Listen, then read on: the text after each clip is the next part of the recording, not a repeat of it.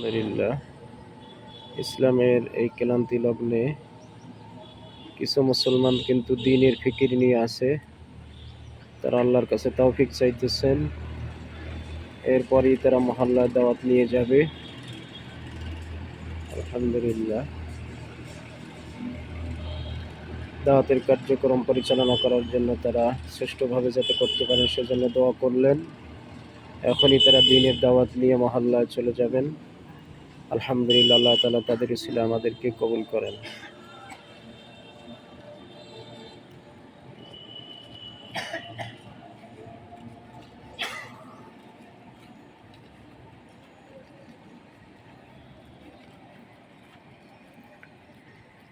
এই যে মহল্লায় তারা সারিবদ্ধভাবে দাওয়াত নিয়ে, এটা একটা শহর, সেই শহরে তারা দাওয়াত নিয়ে যাচ্ছে দ্বীনের ফিকির নিয়ে।